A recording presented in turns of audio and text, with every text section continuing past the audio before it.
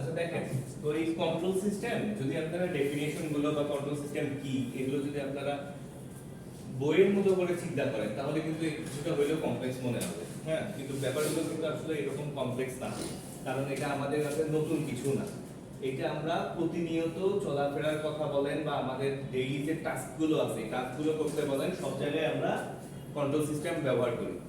যেমন যদি চিন্তা করেন যে আপনারা যে বাসা থেকে বা যেখান থেকে হোক যে ইউনিভার্সিটিতে আসছেন ক্লাস করতে, এখানে কিন্তু প্রতিটা স্টেপেই আপনাদের কন্ট্রোল সিস্টেম ছিল। কন্ট্রোল সিস্টেমকে আপনারা ইউজ করছেন কিরকম দেখেন, আপনারা হয়তো কয়েকবার রোড ক্রস করতে হয়েছে না? রোড ক্রস করার সময় আপনারা কি দেখছেন? হয়তো দেখছেন যে হচ্ছে কোন পাশে কোনো ভেহিকেল আছে কিনা, দেখছেন না? বা দেখছেন যে হয়তো একটা গাড়ি আমার দিকে আসতেছে, একটা প্রাইভেট কার আসতেছে, আমি রোডটা তারপরেও ক্রস করলাম। কেন ক্রস করলাম? কারণ আমি ওই ক্যালকুলেশনটা করে নিছি যে যে স্পিডে গাড়িটা আসতেছে আর আমার রোড ক্রস করতে যে সময়টা লাগতেছে ততক্ষণে আমি গাড়িটা আমার কাছে আসার আগে আমি ক্রস করে যেতে পারবো। এগুলো ক্যালকুলেশন করছেন না? এগুলো হয়তো আপনারা এইভাবে মানে চোখে আঙুল দিয়ে দেখাই দেন নাই বা এরকম কোনো কিছু হয় নাই, বাট এই প্রসেসগুলো কিন্তু হয়ে আসছে আপনাদের মধ্যে, তাই না? দেখেন তো এখানে কয়টা স্টেপ আপনি ফলো করছেন। এখানে আপনি দেখেন আপনার চোখ এখানে কি হিসেবে কাজ করছে। আচ্ছা, যেমন দুই একজন হয়তো ছিলেন না গত ক্লাসে, আমরা বলছি কন্ট্রোল সিস্টেমটা কি। কন্ট্রোল সিস্টেমটা হচ্ছে অনেকগুলো সাবসিস্টেমের একটা কম্প্যাক্ট ভার্সন বলতে পারি, বা একটা কম্প্যাক্ট প্যাকেজ, অনেকগুলো সাবসিস্টেম। সাবসিস্টেম কি?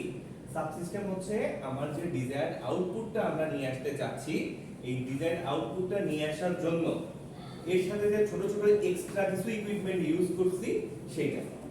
এখানে আমার আউটপুট কি? আমি যদি রোড ক্রসিং এর কথা চিন্তা করি তাহলে আমার আউটপুট হচ্ছে আমাকে সুস্থভাবে কোনো রকম ক্ষতি না হয়ে আমাকে রাস্তাটা পার হইতে হবে। এখন আপনি চিন্তা করেন রাস্তাটা পার হইতে আপনি কি কি কাজ করছেন।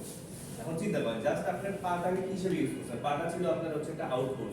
পাটার আউটপুট সাথে কি চিন্তা করছেন? পায়ের হচ্ছে স্পিড চিন্তা করছেন যে আমাকে কত দ্রুত ক্রস করতে হবে। হয়তো যদি দেখেন একটা প্রাইভেট কার আমাদের একটু দ্রুত আসতেছে, টাইমের গ্যাপটা কম, আপনি হয়তো রান করে পার হবেন, দ্রুত পার হবেন, তাই না? মানে পাটাকে আপনি একটু দ্রুত চালাবেন। আর যদি দেখেন রাস্তাটা ফাঁকা কিছু নাই, আপনি নরমালি অ্যাজ ইউজুয়াল আপনার হচ্ছে নরমাল স্পিডে আপনি রোড ক্রস করবেন। তাহলে এখানে কি আপনি যে দেখলেন গাড়িটা আসতেছে, এই যে দেখতেছেন এটা কি একটা চোখ? চোখটা আমার হচ্ছে একটা সাবসিস্টেম।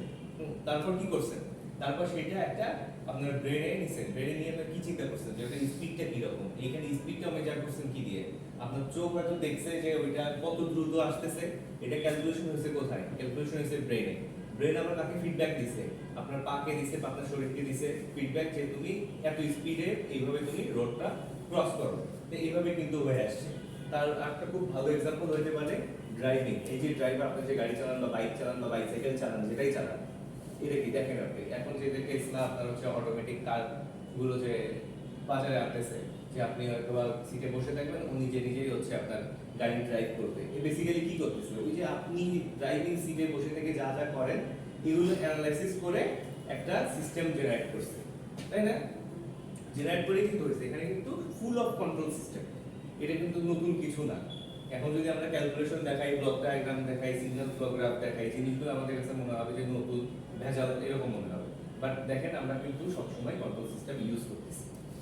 তো এখন গতদিন আমরা হচ্ছে অ্যাডভান্টেজ ডিসঅ্যাডভান্টেজ কিছু দেখছি। কারণ বলছিলাম কি যে আমাদেরকে মানে স্বার্থপর হওয়া ভালো মানুষের, আমার কাছে মনে হয়। কিন্তু কতটুকুই স্বার্থপর হবো যখন আমাদের স্বার্থপরতার জন্য অন্য কারো ক্ষতি হবে না, তাই না? এতটুকু। তো আমরা দেখছি বা এটা তো ফিল করছেন এখন যে কন্ট্রোল সিস্টেমটার প্রয়োজন আছে। যেহেতু আমরা আমাদের মানব জীবনেও আমরা হচ্ছে কন্ট্রোল সিস্টেমটা ইউজ করে আসি, আমরা যখন অ্যাডভান্স কিছু কাজের দিকে যাব, অ্যাডভান্স কিছু করতে যাব, তখন আমাদের অবশ্যই কন্ট্রোল সিস্টেমের প্রয়োজন আছে। হ্যাঁ, আপনার যে ডিভাইসগুলো ইউজ করেন ডে টু ডে লাইফে বা ইন্ডাস্ট্রিতে বা সব কিছুতেই কন্ট্রোল সিস্টেম ইউজ হয়। আর আমরা বলছি কি আমরা একটা এক্সাম্পলে থাকবো সবসময়, তাতে করে হবে কি আমাদের জিনিসগুলো বুঝতে সুবিধা হবে। সেটা কি? সেটা হচ্ছে আমরা প্রতিদিন যেটা দেখি, ধরেন একটা এয়ার কন্ডিশন। হ্যাঁ, এয়ার কন্ডিশনের এক্সাম্পলে আমরা থাকার চেষ্টা করব। তো এখন যদি আর একটু আগে যেমন অ্যাডভান্টেজ ডিসঅ্যাডভান্টেজ দেখা ছিল, আমরা যদি হচ্ছে কিছু অ্যাপ্লিকেশনে যাই, দেখেন এতক্ষণ যে অ্যাপ্লিকেশনগুলোর কথা বলছি, এই অ্যাপ্লিকেশনগুলো কিরকম অ্যাপ্লিকেশন ছিল? অ্যাপ্লিকেশন গুলো ছিল আমাদের হিউম্যান অ্যাপ্লিকেশন বলতে পারি, যে আমরা নিজেরা নিজেদের চলাচলের জন্য যে জিনিসগুলো ইউজ করি সেইটা হতে পারে। আর ফার্দার যদি কিছু আমরা দেখি মানে ইলেকট্রিক্যালে বা একজন ইঞ্জিনিয়ার হিসেবে যেগুলো আমরা দেখতে পারবো সেগুলোর মধ্যে একটা হচ্ছে ট্রান্সপোর্টেশন। দেখেন, control system is used in traffic control system, air traffic controller, railway controller system, তারপর কি বলা আছে আপনি দেখেন parking management system and etcetera. তো ভেহিকেলের কথা যদি চিন্তা করেন বা ট্রান্সপোর্টেশনের কথা যদি চিন্তা করেন, তো আপনারা নিজেরাই দেখেন তো, এই যে আপনারা एग्जांपल দেন, এই যে ট্রাফিক কন্ট্রোল সিস্টেম এখানে কিভাবে ইউজ হয়? ট্রাফিক কন্ট্রোল সিস্টেমে ইউজ হয়, বলেন ইউজ হয় না? ইউজ তো হয়। এই যে লাইটের কথা বলতেছেন, হ্যাঁ, গ্রিন, রেড, ইয়েলো, তারপরে হচ্ছে আরো আছে, সাথে কি আছে মানে ওয়াক করার জন্য মানে রাস্তা পার হওয়ার জন্য, ক্রসিং করার জন্য কি মানে ক্রস, নো ক্রস, এগুলো তো থাকে, তাই না?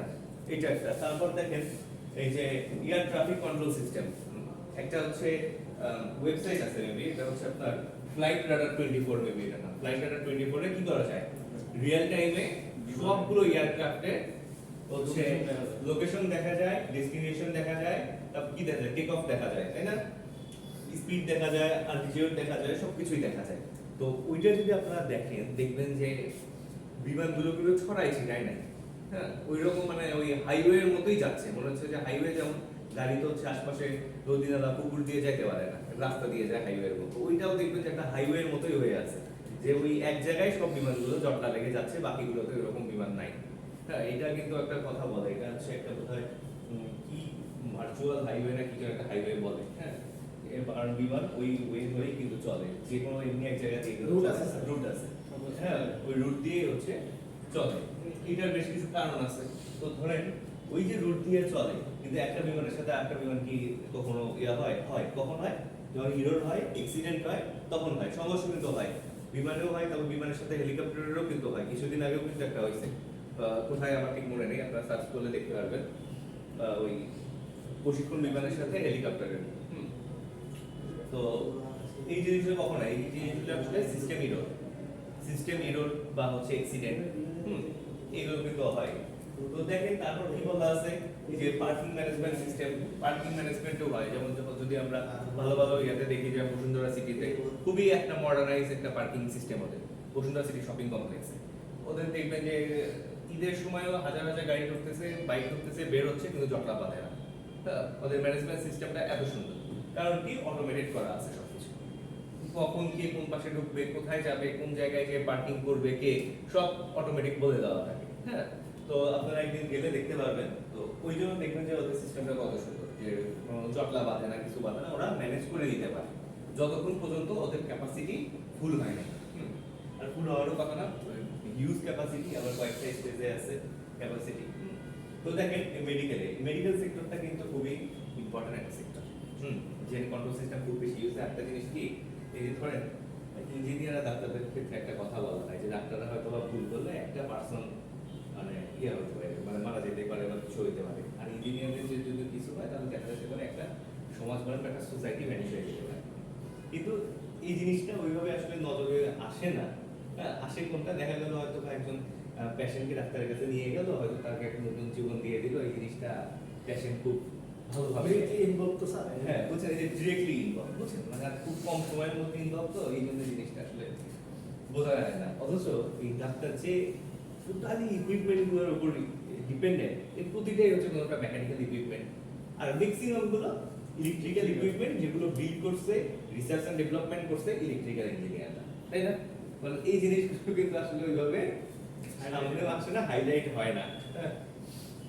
যেমন দেখেন প্রতিটা জিনিসে কোথায় কোথায় কন্ট্রোল সিস্টেম ইউজ হয়েছে, দেখেন এক্সরে মেশিনে কিভাবে ইউজ হয়েছে, ধরেন আপনি একটা নিক এক্সরে করবেন, এক্সাক্ট কোন পজিশনটা করবেন, আপনাকে ধরেন আপনার একটা ইয়েতে শুয়ে পড়লেন, বা এখন তো দাঁড়ায় দাঁড়ায় করা যায়, যেটা শুয়ে পড়লেন, আদৌ আপনার কি জায়গাটা ঠিক মতো ইমেজ আসবে কিনা, এটা কিন্তু কন্ট্রোল সিস্টেমে ডিটেক্ট করে, এবং বলেও দেয় যে পেশেন্টকে রাইটে মুভ করাও, লেফটে মুভ করাও, কোন দিকে মুভ করাইতে হবে সেটা বলে দেয় কন্ট্রোল সিস্টেম, কারণ ও দেখে বুঝতেছে যে একটা সুন্দর ছবি নিয়ে আসতে গেলে কোন দিকে মুভ করাইতে হবে, এগুলো কিন্তু সে কন্ট্রোল করে বুঝতে পারছে। সাব সিস্টেম হিসেবে কি আছে, বিভিন্ন ক্যামেরা আছে, সেন্সর আছে, ক্যামেরা কি, ক্যামেরাতে এক ধরনের সেন্সরই। তো গত ক্লাসে যেটা বলতেছিলাম ট্রান্সডিউসার আর সেন্সর এই দুটার মধ্যে একটা পার্থক্য আছে, বেসিক পার্থক্য। ট্রান্সডিউসার কি করে? ট্রান্সডিউসার যে কোনো ফর্ম থেকে যে কোনো ফর্মে কনভার্ট করতে পারে, আর সেন্সর যদি কনভার্ট করে সেটা করতে পারবে কিসে? যে কোনো কিছু সে সেন্স করতে পারবে, কিন্তু কনভার্ট করবে হচ্ছে ইলেকট্রিক্যাল এনার্জিতে, বা হচ্ছে ইলেকট্রিক্যাল টাইপের এনার্জিতে ইউজ করবে। এবং সে ডিজিটাল হতে পারে, অ্যানালগ হতে পারে, সেটা পরের কথা। এই যে ক্যামেরা সেন্সর কি করে? ও তো আসলে ডাটা দেয়। কি ডাটা দেয়? 0 1 2 3 1 2 3 না তো 0 1 1 ডাটা দেয়, ডিজিটাল ডাটা দেয়। এই জন্য তো আমরা বলি যে হচ্ছে ডিজিটাল ক্যামেরা, তাই না? তো দেখেন এই যে গ্লুকোজ মনিটরিং সিস্টেম, এই গ্লুকোজ মনিটরিং সিস্টেমটা আপনারা দেখছেন বায়োমেডিকেলে। আমরা যে বাসায় হচ্ছে খুব সহজে গ্লুকোজ মেজার করতে পারি, এখন ব্লাড গ্লুকোজ। এটা কি করে জানেন? এটা কিন্তু দেখেন আপনারা জিনিসগুলো জানা রাখেন। এটার মধ্যে আসলে কি থাকে? একটা হচ্ছে স্ট্রিপ থাকে, এইখানে কি দিতে হয়? ব্লাড দিতে হয়। আর এইখানে একটা কন্ট্রোলার থাকে, এখানে আবার হচ্ছে ডিসপ্লে থাকে, তাই না? ডিসপ্লে থাকে, ডিসপ্লেতে আমার কি দেখায়? এখানে দেখাবে হচ্ছে 7.6। এটা কি? এটা হচ্ছে ব্লাড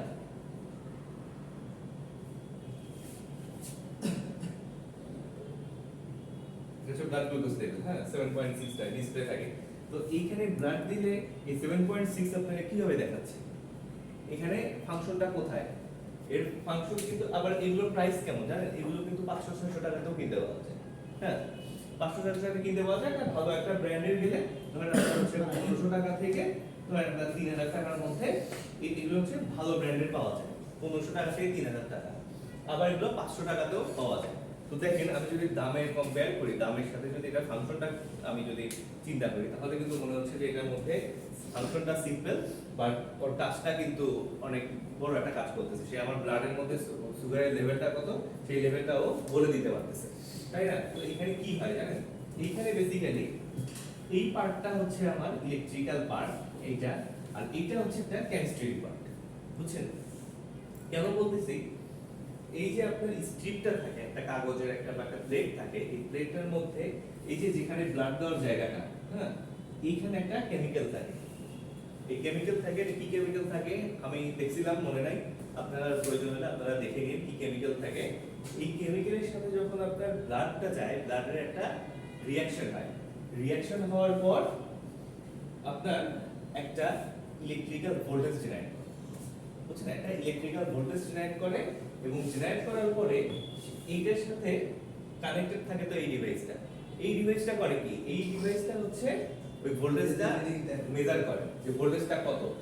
আর ওই ডিভাইসটাকে একটা মেমরি মাইক্রো কন্ট্রোলার আছে, কন্ট্রোলারকে ওইভাবে প্রোগ্রামিং করে দেওয়া আছে যে এইখানে যে পরিমাণ ভোল্টেজটা জেনারেট করবে তার সাথে ব্লাড গ্লুকোজের রিলেশনটা কি। বুঝছেন? যে কতটুকু ভোল্টেজ হলে কতটুকু ব্লাড গ্লুকোজ আছে, এই জিনিসটাকে কিভাবে সে হ্যান্ডেল করবে এটা বলে দেওয়া হয়েছে। যার জন্য এখানে ব্লাড দেওয়ার সাথে সাথে ওইটা অ্যানালাইজ করে, কতবার অ্যানালাইসিস করে, 10 বার 15 বার 20 বার, এক একটা ডিভাইস এক এক রকম করে। কোন ডিভাইস 1000 বারও করে, মানে ওই 10 সেকেন্ডের মধ্যে 1000 বার সে রিডিং নেয় যে ভোল্টেজটা কত, আর হচ্ছে তার মানে আমার ব্লাড গ্লুকোজটা কত হতে পারে। ওখানে বলা আছে যদি 2 ভোল্ট আসে, 2 ভোল্ট আসে না, আমি কথার কথা বলতেছি, এটা হচ্ছে মিলি ভোল্টে আসে। ধরেন আচ্ছা 2 মিলি ভোল্ট আসে, যদি 2 মিলি ভোল্ট আসে তাহলে হচ্ছে ডায়াবেটিস লেভেল হয়তো 6, বা 2.1 আসলে ওইটার রেশিওতে যত হয় তত আসবে। এইটা ক্যালকুলেশন করে কিন্তু আপনার এখানে ডিসপ্লেতে শো করে। বুঝছেন? জিনিসটা সিম্পল, বাট তৈরি করতে অনেক ভেজাল কিন্তু হয়েছে। ওটা এই যে এত সিম্পলেস্ট একটা ফরম্যাটে এই জিনিসটা আসছে, এটা কিন্তু একদিন দুই দিনে আসে না। এটা আস্তে আস্তে আস্তে আস্তে এই সিম্পল একটা ফরম্যাট চলে আসছে, যার জন্য কিন্তু দেখেন ডিভাইসের প্রাইসটাও কিন্তু কমে আসছে।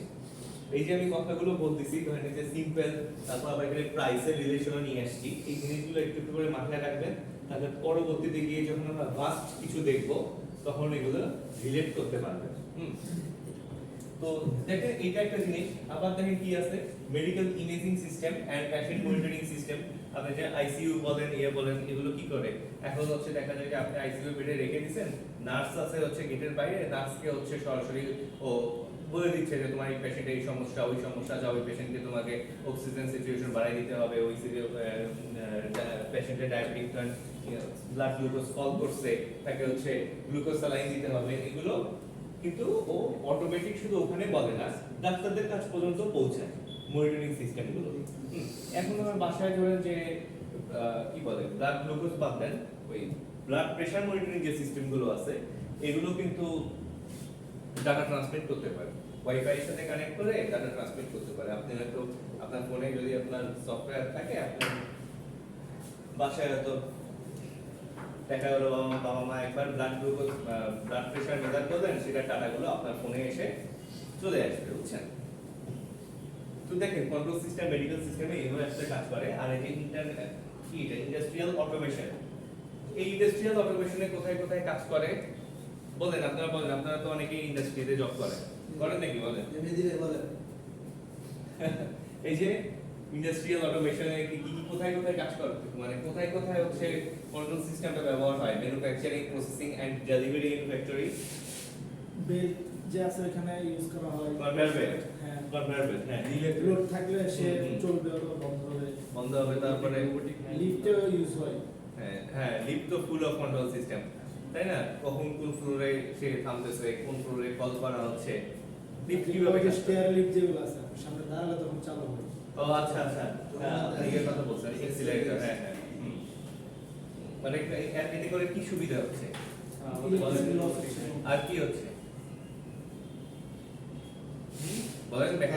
মেকানিক্যালি চিন্তা করেন, মেকানিক্যালি এটা তার যে পার্টস গুলো ক্ষয় হচ্ছে কম, হ্যাঁ এক্স্যাক্ট, সব কম হ্যাঁ হচ্ছে। হুম হুম, দেখছেন? তাহলে কি হচ্ছে? লংজিভিটি বাড়তেছে, তার সাথে সাথে তোমার কি হচ্ছে? পাওয়ার কনজাম্পশন কমতেছে, তাই না? বৈজ্ঞানিক কন্ট্রোল সিস্টেমগুলো ইউজ করে লাভ হচ্ছে না লস হচ্ছে? লাভ হচ্ছে, তাই না? বলেন। দুইটাই হয়েছে কাইন্ড অফ।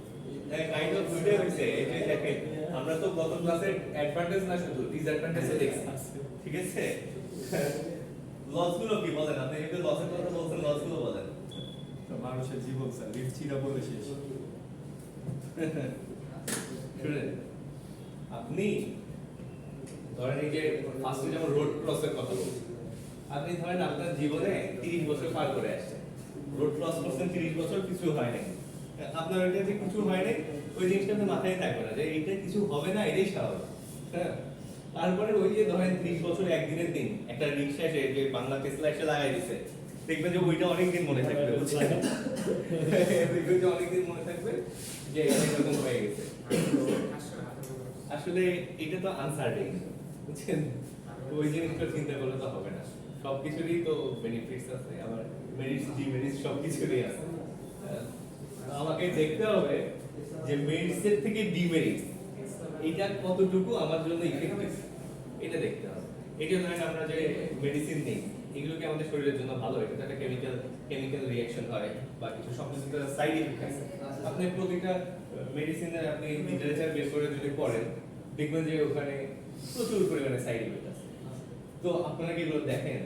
বা আমরা জানি, যে আমি বলতেছি যে আমি তো জানি, তারপরে তো আমি দেখা যায় যে মেডিসিন নেই, তো একটু মাথা ব্যথা করতে ধরলেই হয়তো মেডিসিন নেই, হয়তো বুঝতেছি হয়তো কমে যাবে, হ্যাঁ আগেই হচ্ছে নাম্বারটা আমার খাই না,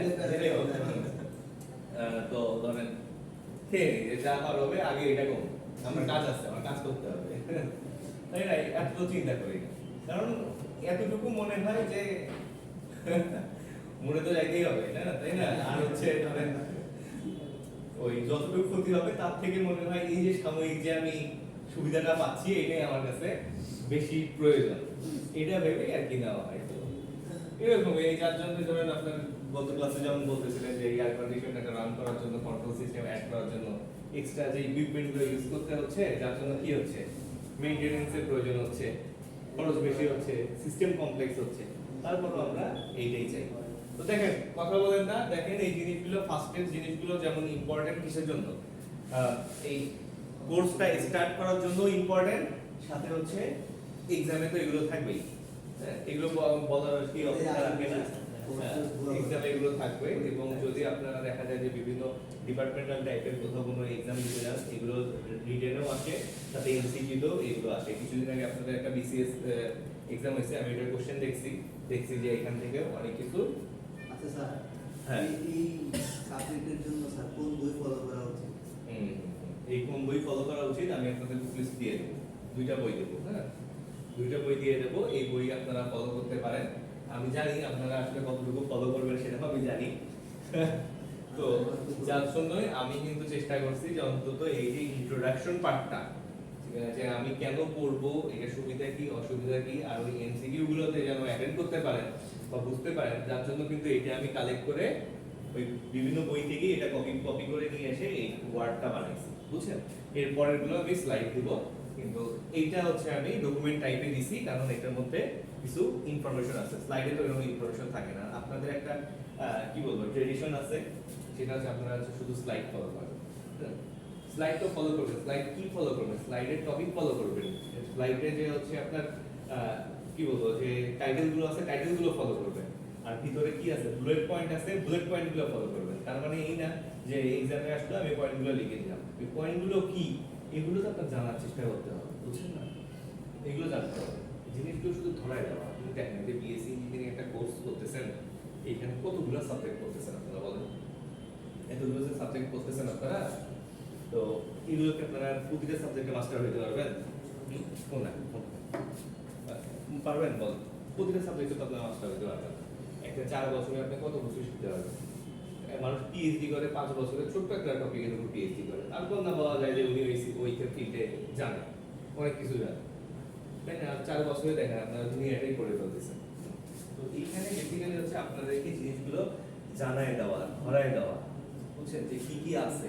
তারপরে বাকিটা আপনাদের ইন্টারেস্টের উপর ডিপেন্ড করবে, যে আপনাদের ইন্টারেস্টটা কোথায়, কিসে আছে ইন্টারেস্ট, আপনারা কোন ফিল্ডে ইন্টারেস্ট ফিল করতেছেন বা কোন দিকে ফিউচারে আগাবেন, এটা তো হচ্ছে আপনাদের ব্যাপার, বুঝছেন। তো আপনাদের ইন্টারেস্ট থাকতে হবে, আর সাথে হচ্ছে এই যে ধরেন ইন্টারেস্ট কোন ফিল্ডে যাবে, ইন্টারেস্টের ফিল্ডগুলো জানাই দেওয়া হচ্ছে বিএসসি কাজ, বুঝছেন। তো আমাদের একজন স্যার বলছিলেন যে বিএসসি ইঞ্জিনিয়ারিংটা এমন যে আপনাকে যদি বলা হয় কোনো একটা টপিকের কথা, এই টপিকটা যেন আপনি বুঝতে পারেন যে কোন বইয়ে আছে। হ্যাঁ, ধরেন আপনাকে মসফেট নিয়ে কথা বললাম, আপনি যে পাওয়ারের হচ্ছে একটা বই খুলে বসবেন না, এতটুকু সেন্স আপনার থাকতে হবে বিএসসি ইঞ্জিনিয়ারিং করতে। এটা বুঝতে হবে যে আমি মসফেট করতেছি, তার মানে এটা আমার একটা ইলেকট্রনিকের পার্ট, ভিএলএসআই এর পার্ট, বা হচ্ছে ইলেকট্রনিকের বা ন্যানো ইলেকট্রনিকের একটা পার্ট, এই জিনিসটা আমাকে বুঝতে হবে। হ্যাঁ, এই যে উনি অবশ্য মেকানিক্যাল টিচার ছিলেন, উনি এখন রুয়েটের হচ্ছে অ্যাসিস্ট্যান্ট প্রফেসর। তো এগুলোর কথা বাড়ায় লাভ নাই। এরপর কি আছে দেখুন তো, আর কি হচ্ছে ইউজ আছে বলেন। রোবোটিক্স কি বলবেন বলেন। রোবোটিক্সে কন্ট্রোল সিস্টেম কোথায় ইউজ করা হয় কি বলবেন? Degree of freedom. Degree of freedom, তাতে কি হয় মানে কি স্যার মানে আমরা যেরকম বলেন। হাতের হাত কবজি আমরা 360 মুভ করতে পারতেছি, আমরা তো রোবটের ক্ষেত্রে পারবো না। সার্ভো মোটরে একটা ফিক্সড অ্যাঙ্গেল থাকে, তো ওই অ্যাঙ্গেলটা কন্ট্রোল করে আমি কিভাবে 180 ডিগ্রিকে কাজে লাগিয়ে আমি রোবোটিক আর্ম ইউজ করে 360 ডিগ্রি মুভমেন্ট করতে পারবো। এই ডিগ্রি অফ ফ্রিডমটা এটা যেটা কন্ট্রোল করবে, এটা কন্ট্রোল সিস্টেম তৈরি করতে হবে। তার মানে আপনি বলতে যাচ্ছেন যে কি সার্ভো মোটর। হ্যাঁ হ্যাঁ, এখানে যদি আমি নরমাল মোটর ইউজ করি তাহলে প্রবলেম কি হবে না স্যার, নরমাল মোটরে কোনো টর্ক নাই যে আমরা মানে ওইরকম করে কন্ট্রোল করার ক্যাপাসিটি নাই, তাই না? সার্ভো মোটরকে আমি কন্ট্রোল করতে পারতেছি, তাই না? কারণ হ্যাঁ, এখন তো এখানে কাজ করবে কে? Control system. কন্ট্রোল সিস্টেম হিসেবে আমি কি কি ইউজ করব? মাইক্রো কন্ট্রোলার ইউজ করব, তাই না? মানে আমার একটা ব্রেন লাগবে, তাই তো? আমার হচ্ছে ওই সাব সিস্টেমের সাথে আমার ব্রেন লাগবে। এখানে সিস্টেম কোনটা? ও যেটা বলছে সিস্টেম হচ্ছে একটা রোবোটিক আর্ম, এটাকে মুভ করার জন্য সাব সিস্টেম লাগবে। এখন সাব সিস্টেম কি? Servo motor. এখন সার্ভো মোটরকে আমি বলছি 30 ডিগ্রি অ্যাঙ্গেলে ঘুরতে, ও 30 ডিগ্রি অ্যাঙ্গেলে মানে ঘুরতে যেতে 35 ডিগ্রি অ্যাঙ্গেলে ঘুরে নাই, সেটা আবার ডিটেক্ট করবে কি? ওইটাও তো ডিটেক্ট করতে হবে, তাই না? আমরা যে সিএনসি মেশিন দেখি, আমাদের আছে না, আপনাদের তো সিনিয়র ভাইরা হচ্ছে সিএনসি বিল্ড করছে ল্যাবে, দেখছেন? ল্যাবে আছে আপনাদের, দেখেন ডিপার্টমেন্টের সামনে দেখেন লেখা আছে department of Tripoli university of scholar. এটা ওই সার্ভো ওই সিএনসি মেশিন দিয়ে ওটা কিন্তু বিল্ড করা হয়েছে, বুঝছেন? আর আপনাদের তো রুম নাম্বারও লাগিয়ে দেওয়া হবে ট্রিপলি, এখানে হয়তো লাগিয়ে দেওয়া হবে যে ইলেকট্রিক্যাল রুম নাম্বার কত, এগুলো সব আপনাদের ওই যে সিনিয়র ভাইরা যে সিএনসি মেশিন বিল্ড করছে সেই সিএনসি দিয়ে হচ্ছে প্রিন্ট করা, লেজার দিয়ে ওই কার্ডবোর্ডকে হচ্ছে পুরাই দিয়ে কি করা হয়েছে এরকম। তো ধরেন ওই যে ট্রিপলি একটা লেখা, ট্রিপলিটা যে এইরকম একটা এরকম এখানে যে একটা এটা এটা এই জিনিসগুলো সে কিভাবে বুঝতো? যে ধরেন এই পয়েন্টটা ডিটেক্ট করছে, এই পয়েন্ট ডিটেক্ট করছে, এই পয়েন্ট ডিটেক্ট করছে, এই পয়েন্ট ডিটেক্ট করছে, এইভাবে কিন্তু করছে করে করে ধরেন এখান থেকে এই পর্যন্ত আসছে, এখান থেকে কিন্তু এইখানে যায় নাই, এরকম ভাবে কিন্তু যায় নাই। কেন যায় নাই? ও কিন্তু কয়েক দিক দিয়ে মোটর কানেক্টেড আছে এবং মোটর সে জানে যে এখান থেকে এটার ডিসটেন্স কতটুকু, এবং এখান থেকে যদি এই পয়েন্ট থেকে যদি এই পয়েন্টের ডিসটেন্স ধরেন আপনার 2 সেন্টিমিটার হয়, তাহলে অবশ্যই এখান থেকে 2 সেন্টিমিটারের বেশি ওকে যেতে দিবে না। বুঝছেন? এখানে কয়েক রকম সেন্সর ইউজ করা হয়, যেমন এখানে ধরেন আপনার ডিসটেন্স সেন্সর আছে, সাথে আবার কি আছে, মেজারমেন্ট সেন্সর আছে, তারপর হচ্ছে আপনার এই যে x y z অ্যাক্সিস আছে, সেই z অ্যাক্সিসে দেখে যে x y z অ্যাক্সিসে সে কোন অ্যাক্সিসে বেশি যাচ্ছে, কোন অ্যাক্সিসে কম যাচ্ছে, সবকিছু আছে। তারপর কি হয়, যদি বেশি যেতে ধরে তাহলে ব্রেক করে, এর ব্রেক সিস্টেম আছে। বুঝছেন? সবকিছুই এগুলো হচ্ছে সাব সিস্টেম। আর আমার সিস্টেম হচ্ছে ওভারঅল যে কম্প্যাক্ট যে কি বলবো মেশিন বলেন বা হচ্ছে কি বলবো এটাকে বলেন ডিভাইস বলেন, এই ডিভাইসটা। আর এই যে এনভায়রনমেন্টাল কন্ট্রোল, এটা একজন বলেন এনভায়রনমেন্টাল কন্ট্রোলে কোথায় কন্ট্রোল সিস্টেম ইউজ করা হয়? উইন্ড টারবাইন মানে রিনিউয়েবলের কথা বলতেছে। মোটর টারবাইনের প্রপেলার কন্ট্রোল করাটা, যেরকম 20 মিটার পার সেকেন্ডের বেশি উইন্ড স্পিড হলে তো আমার টারবাইন ভেঙে যাবে। তো ওই টাইমে ইনস্ট্যান্ট ব্রেক করা, ব্রেকিং ইনস্ট্যান্ট ব্রেক হয়, ইনস্ট্যান্ট মানে একটু ডিলে হয়ে ব্রেক হয়। ইনস্ট্যান্ট ব্রেক হলে তো দেখা যাবে যে ওর যে ব্রেকের ইনার্শিয়াতে আপনার ওই এক্সপোনেনশিয়ালি কমে, হ্যাঁ এক্সপোনেনশিয়ালি কমে, তাই না? তো বলেন রাবিক তো কয়েকটা বলছে, তা আপনারা দেখেন, আপনারা একটু বলার চেষ্টা করেন। আর কি আছে? ওয়েস্ট ম্যানেজমেন্ট আছে, তারপর রিনিউয়েবল এনার্জিতে আছে, এগ্রিকালচার, আর কি আছে? Climate control and air control system. এই air control system, climate control system, এগুলো হচ্ছে আস্তে আস্তে কিন্তু পপুলার হচ্ছে। কোথা থেকে পপুলার হচ্ছে? এগুলো সবচেয়ে বেশি ইউজ করতেছে কারা? মিডল ইস্টে ইউজ করতেছে এয়ার পলিউশন রিমুভ করার জন্য। তারপরে ক্লাইমেট কন্ট্রোল, এই যে ক্লাইমেট কন্ট্রোল, এয়ার কন্ডিশনার কিন্তু একটা ক্লাইমেট কন্ট্রোলের একটা ডিভাইস, কিন্তু ওরা আসলে ক্লাইমেট কন্ট্রোল গুলো এখন আরো অনেক অ্যাডভান্স লেভেলে নিয়ে গেছে। ক্লাউড সিডিং, আর কি আছে? ওয়েস্ট ম্যানেজমেন্ট, এগুলো আসলে অটোমেটিক ভাবেই হয় ওদের। তো চলে গেছে কাজ। আর একটা কি ছিল লাস্টে? আরেকটা কি ছিল? Power and energy system. তো দেখেন পাওয়ার এন্ড এনার্জি সিস্টেম কোথায় কি বলা আছে? এনার্জি গ্রিড, তারপরে স্মার্ট এনার্জি গ্রিড, তারপর হচ্ছে আপনাদের grid stability, frequency control, voltage regulation. তো দেখেন এই টার্মগুলো তো আপনারা জানেন। ফ্রিকোয়েন্সি কি সেটা বোঝেন, ভোল্টেজ রেগুলেশন, নোন ভোল্টেজ আর ফুল ভোল্টেজের যে হচ্ছে আমার ডিফারেন্স। তারপর হচ্ছে আপনার কি বলা আছে? Energy storage system. Energy storage system কি? এই যে এনার্জি স্টোরেজ সিস্টেম, কোন সময় এনার্জি কিভাবে স্টোর করলে আমার ব্যাটারির এফিশিয়েন্সি বাড়বে, বা কিভাবে ডিস্ট্রিবিউট করলে সব জায়গায় পাওয়ারটা সমানভাবে যাবে বা পাওয়ার অপচয় কম হবে, এই জিনিসগুলো দেখেন একটা মানুষের পক্ষে মেজার করা কিন্তু টু মাচ ডিফিকাল্ট। কিন্তু এটা যখন আপনি অটোমেশন করে দিয়েছেন বা অটোমেটেড করে দিয়েছেন, এগুলো কিন্তু নিজে নিজে চলতেছে। যেমন আমাদের স্ক্যাডা সিস্টেম নিজে নিজেই কিন্তু রান করে। কোথায় হচ্ছে আপনার লোড শেডিং দিতে হবে, এগুলো আগে থেকে কিন্তু ইনফর্ম করে দেয়। যদিও অটোমেটিক শাটডাউন করে না, কিন্তু ইনফর্ম করে। আপনার ধরেন একটা পাওয়ার প্ল্যান্টে, যেমন রাবি বলতেছিল যে আপনার যদি কখনো কোনো প্রবলেম হয় বা বাতাসের স্পিড বেড়ে যায়, তাহলে টারবাইন কি করে? ইনস্ট্যান্ট শাটডাউন করে। ইনস্ট্যান্ট শাটডাউন মানে এক্সপোনেনশিয়ালি ধীরে ধীরে ধীরে ধীরে ও স্পিডটা কমায়, ব্রেক করে দেয়, তাই না? ব্রেক করে। তো আর যদি একটা পাওয়ার সিস্টেমে বা পাওয়ার জেনারেশন মানে স্টেশনে যদি আপনার কোনো প্রবলেম হয়, ওইটা কিন্তু আপনার ইনস্ট্যান্ট শাটডাউনে যাবে। হ্যাঁ, তোমার একটা প্রবলেম হইলো, ও একদম পাওয়ার জেনারেশন অফ করে দিল। এখন কোনো প্রবলেম হলে ফার্স্ট কি করে? ফার্স্ট হচ্ছে ওই পাওয়ার জেনারেশন সিস্টেমটাকে সিস্টেম থেকে ব্রেক করে দেয়, মানে একদম আইসোলেটেড করে দেয়, সার্কিট ব্রেকারের মতো। তাহলে কি রকম পাওয়ার একটা প্ল্যান্ট কত মেগাওয়াট পর্যন্ত হতে পারে? 600 মেগাওয়াটও আছে, তাই না? ধরেন আমাদের যে নিউক্লিয়ার আছে, নিউক্লিয়ার যদি হঠাৎ করে যদি পাওয়ার জেনারেশন শাটডাউন করে দেয়, তাহলে এই ইমপ্যাক্টটা সারা বাংলাদেশের উপর পড়বে। কারণ আমাদের পুরো সিস্টেমটা হচ্ছে ইন্টারকানেক্টেড সিস্টেম। ইন্টারকানেক্টেড সিস্টেম কারণ কি? আমার বাড়ি রংপুর জন্য আমি বলতে পারি না যে ওখানে যে বড় পুকুরিয়া তাপবিদ্যুৎ কেন্দ্র আছে ওইটার বিদ্যুৎ আমি নেই। আমি সারা বাংলাদেশের যতগুলো বিদ্যুৎ স্টেশন আছে এগুলো সবগুলোরে আমি বিদ্যুৎ আমি কিন্তু কনজিউম করি। বাট এটা যদি বলেন যে হচ্ছে কোনটা সবচেয়ে বেশি করি, তাহলে অবশ্যই সেটা নিয়ারেস্টটা হবে। এখন বড় পুকুরে তো টোটালি শাটডাউন। তো তারপরে কি আমার এলাকায় বিদ্যুৎ নাই? আমার এলাকায় বিদ্যুৎ আছে, কোথায় লেগে আছে?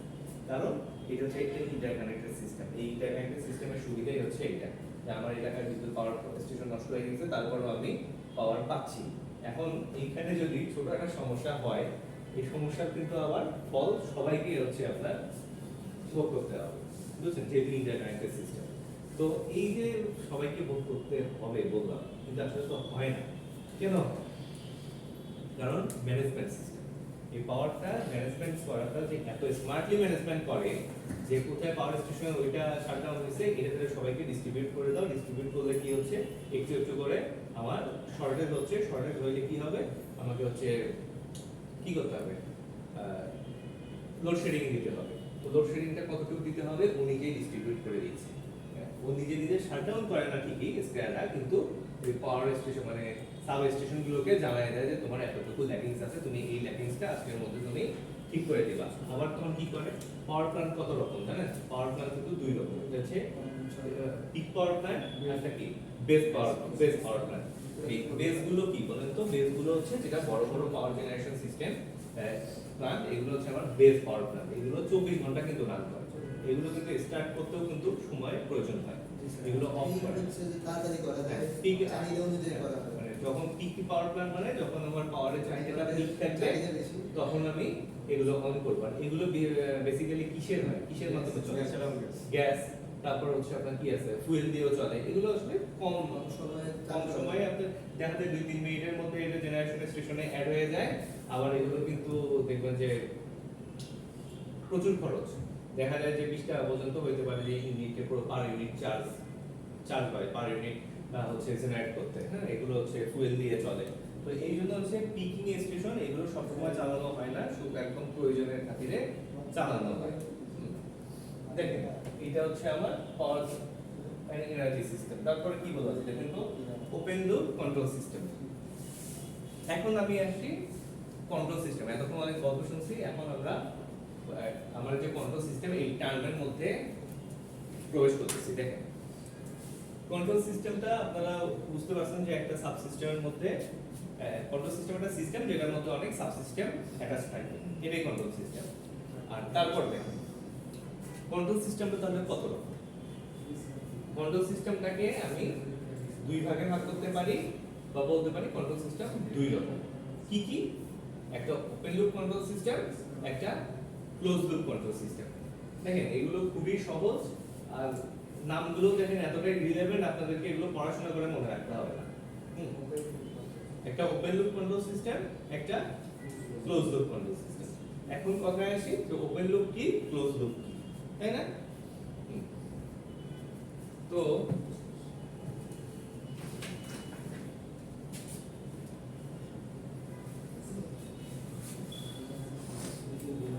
আচ্ছা, ডেফিনেশনটা পড়।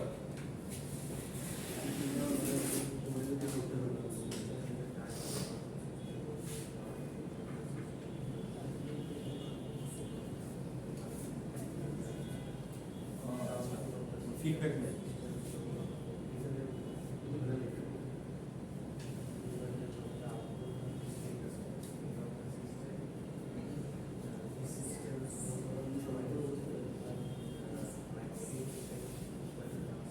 হ্যাঁ, অনেক পড়ছেন বুঝছি। এখন শুনেন, এখন বাংলা কথা শুনেন। হ্যাঁ, তো আপনাদেরকে আমি আবার বলতেছি, আগে যাদের ক্লাস নিছি তাদেরকে বলছি যে এগুলো এইভাবে লেখার কোনো প্রয়োজন নাই। আপনারা যা বুঝেন, যা শিখেন, যা জানেন নিজের ভাষায় লিখবেন। নিজের ভাষা মানে কি, নিজের ভাষাটা ইংলিশে কনভার্ট করে লিখবেন, আর বাংলাতে লিখলে হবে না, তাই না? তো দেখেন কন্ট্রোল সিস্টেমটা বেসিক্যালি দুই ধরনের, একটা হলো ওপেন লুপ কন্ট্রোল সিস্টেম আর একটা ক্লোজ লুপ কন্ট্রোল সিস্টেম। এখন ওপেন লুপ কোনটাকে বলছি আর ক্লোজ লুপ কোনটাকে বলছি, এই দুইটা জিনিস জানতে হবে। তো দেখেন এখন ওপেন লুপ কন্ট্রোল সিস্টেম কোনটা, আমরা একটা এক্সাম্পলে থাকবো বলছি, এবং সেটা এয়ার কন্ডিশন। ধরেন আপনার এয়ার কন্ডিশনে যদি ওপেন লুপ কন্ট্রোল সিস্টেমটা আমি ইউজ করি, তাহলে ধরেন এটাতে কততে সেটআপ করা আছে, 24। আচ্ছা, 24 এর ধরেন আমি সেটআপ করে রাখলাম। ও করবে কি, ও ধরেন যদি এরকম হতো যে 24 এর হচ্ছে বাতাস দিচ্ছে 24 ডিগ্রি সেলসিয়াসে, ধরেন বাতাস দিচ্ছে, যদিও বাতাস দেয় কত ডিগ্রি সেলসিয়াসে, 16 না 16 ডিগ্রি, হ্যাঁ 16 ডিগ্রি সেলসিয়াসে হচ্ছে বাতাসটা, মানে 16 ডিগ্রি সেলসিয়াস। তো 24 যদি ও দিতেই থাকে, এর মধ্যে যে আপনারা যে কতজন আসে লেট করে আসছেন, জি স্যার। হ্যাঁ এই লেট করে আসছেন, ডোর ওপেন করে যে আসছেন, আমাদের নিজেদের একটা হিউম্যান টেম্পারেচারও আছে, আবার যে ডোর যে ওপেন করছেন এর মধ্যে তো আপনার আরো বাতাস ঢুকছে, হ্যাঁ আসলে এই দেখেন সবার টেম্পারেচার আছে, হ্যাঁ যদি না জন না আসে, তো তো দেখেন, তো এখন যদি আসে তখন কি হবে, তখন যে একটা যে লেভেল ছিল সেই লেভেলটা কিন্তু মানে ব্রেক হবে। ধরেন আপনার যদি টেম্পারেচার ধরেন আপনার একটা ডিগ্রিতে ছিল,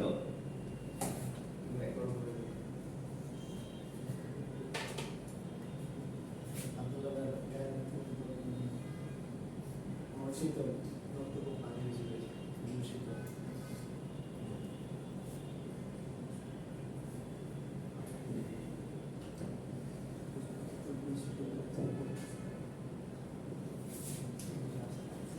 ধরেন আপনার টেম্পারেচার এখানে ছিল, কেউ একজন এন্ট্রি নেওয়ার পরে টেম্পারেচার উপরে চলে গেছে, এই যে উপরে গেল, উপর থেকে আবার ফিরে নিয়ে আসার জন্য কি করতে হবে, উপর থেকে ফিরে নিয়ে আসার জন্য অবশ্যই তাকে একটু কম টেম্পারেচার দিয়ে আবার 24 ডিগ্রিতে নিয়ে আসতে হবে, তাছাড়া কিন্তু এখানে আসবে না। তো দেখেন ওর হচ্ছে ওই ক্যাপাসিটিটা নাই যে ও মেজার করবে যে আমি তো 24 ডিগ্রি বাতাস দিচ্ছি, আসলে এই রুমে কত ডিগ্রি টেম্পারেচার আছে, এইটা ওর মেজার করার কোনো ক্যাপাসিটি নাই। এটা হচ্ছে ওপেন লুপ কন্ট্রোল সিস্টেমের একটা ফ্যাক্ট। আরেকটা জিনিস দেখেন, আপনি যদি এখানে রিমোট দিয়ে যদি 24 থেকে 25 করে দেই, 25 কিন্তু হবে, বাট আমি কিন্তু বুঝতেছি না, যদি আমি এখানে দেখতে পাচ্ছি জন্য বুঝতেছি যে এই ফিডব্যাকটা রিসিভ করছে, বাট আমি ধরেন এমন তো হয় অনেক সময় যে আপনি রিমোট চাপছেন কিন্তু কাজ হয় না, আমি কিন্তু রিমোটে আমি কিন্তু কোনো মানে কিছু দেখতে পাচ্ছি না, যার মাধ্যমে বুঝতে পারবো যে আমি যে ওকে ইনস্ট্রাকশনটা দিছি, ইনস্ট্রাকশনটা ও রিসিভ করছে, এরকম কি পাওয়া যায়? ধরেন আপনার কাছে যদি একটা রিমোট কন্ট্রোল কার আছে, রিমোট কন্ট্রোল একটা কার আছে, আপনি ওকে এখান থেকে যতক্ষণ পর্যন্ত দেখতেছেন দেখে দেখে নিয়ে গেলেন ওই কথা বলতে, আপনি যখন লেফটে মুভ করাইলেন, এখানে একটা রিমোট চাপতেছেন, ও লেফটে কোথায় যেয়ে বাড়ি খাচ্ছে নাকি কোথায় যেয়ে আঘাত পাচ্ছে কিনা এই জিনিসটা আপনি কিন্তু দেখতে পাচ্ছেন না, কারণ আপনার ভিজুয়াল যে একটা ক্যাপাবিলিটি ছিল সেটার বাইরেও চলে গেছে, কারণ হয়তো ওখানে আপনাদের টেবিল আছে, বেঞ্চ আছে, আপনি দেখতে পাচ্ছেন না, হ্যাঁ।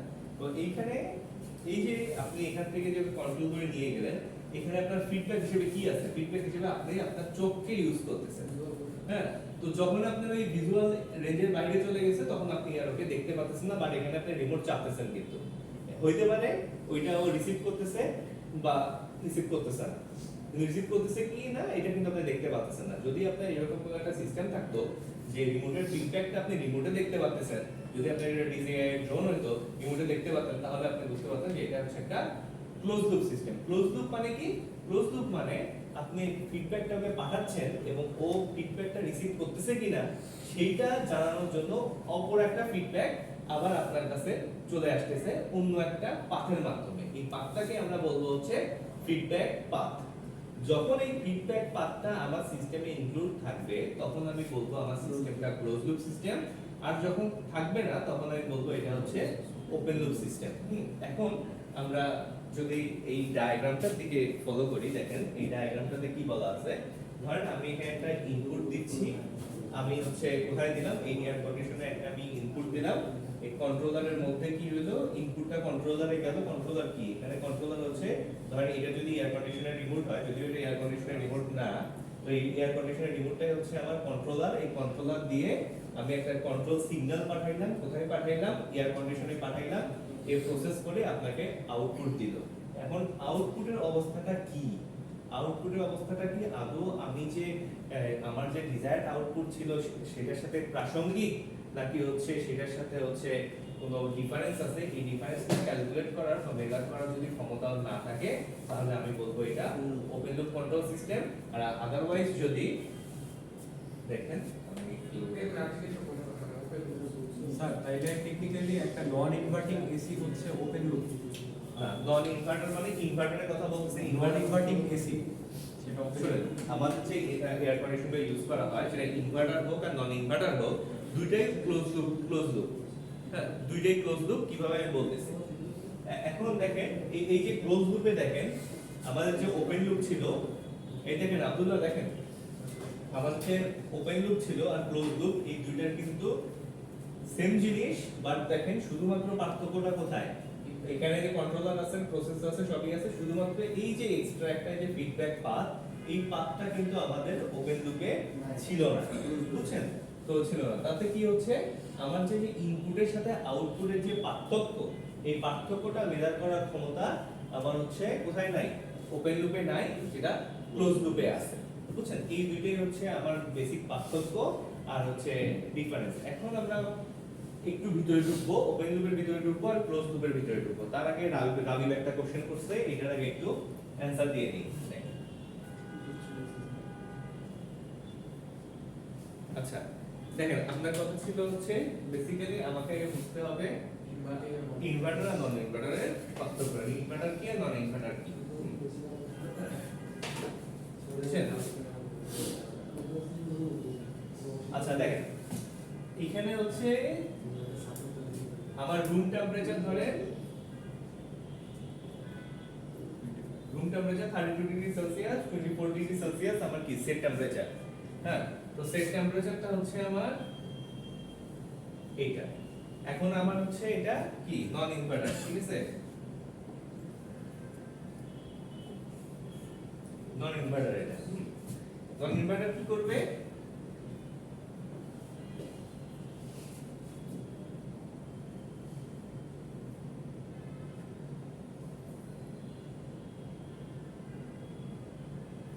দেখেন,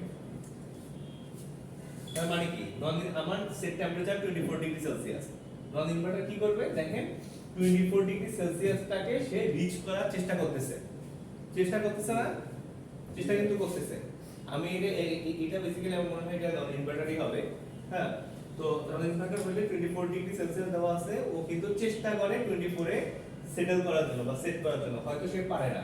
এই যে চেষ্টা করার যে তার প্রবণতা, এটাই কিন্তু অবশ্যই চেষ্টা করে। কেন? কারণ হচ্ছে সে ওপেন লুপ মানে ক্লোজ লুপ কন্ট্রোল সিস্টেম, যার জন্য কিন্তু চেষ্টা করে।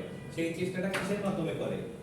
চেষ্টাটা করে হচ্ছে দেখেন, যখন এই নন ইনভার্টার এয়ার কন্ডিশন চলে, আসলে কি চলে?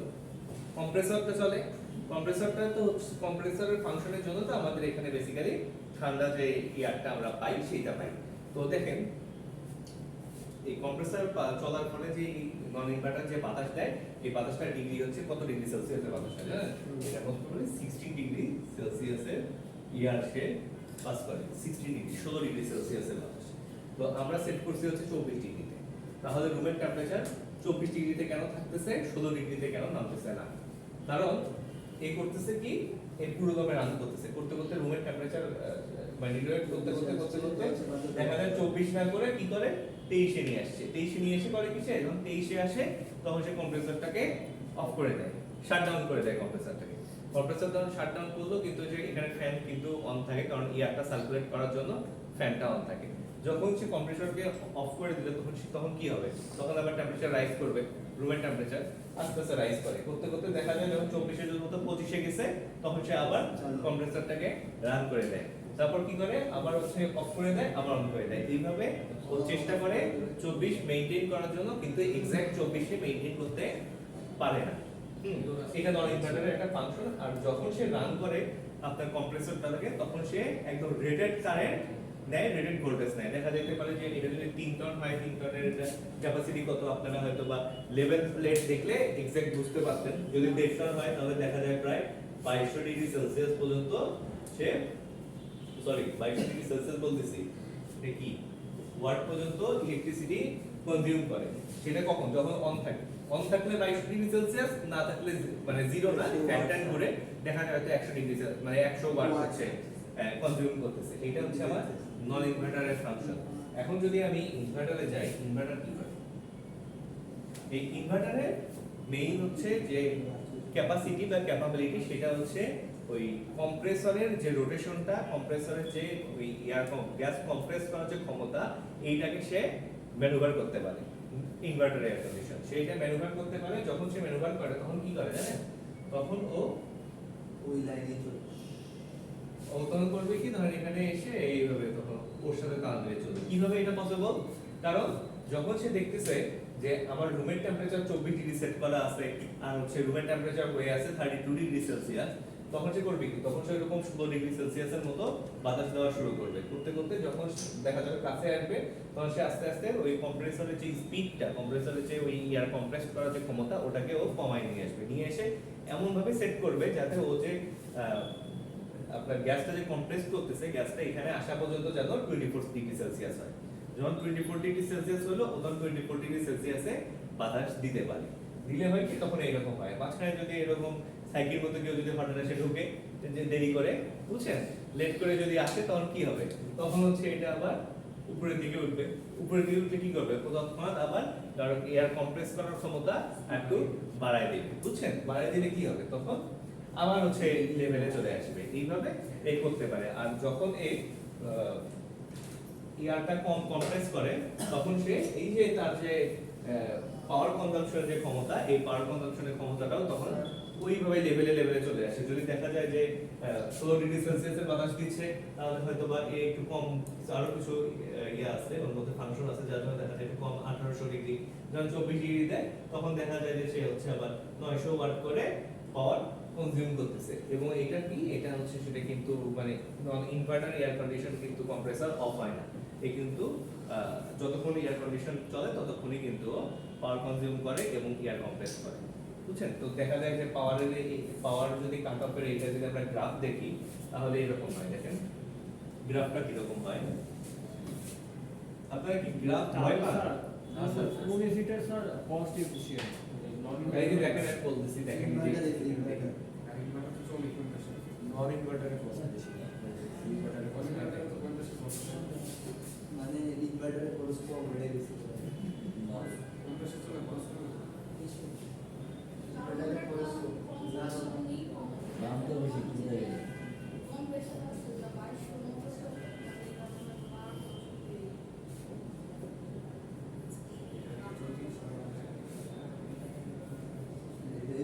শুদ্ধ করে কম বেশি ভালো ইনভার্টারের খরচ কম, নন ইনভার্টারের খরচ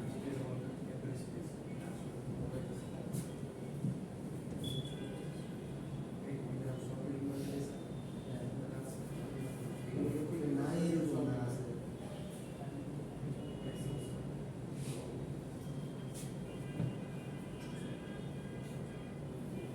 স্যার এক টন ইলেকট্রিসিটি স্যার সর্বোচ্চ কত ওয়াট পর্যন্ত সে পাওয়ার কনজিউম করে?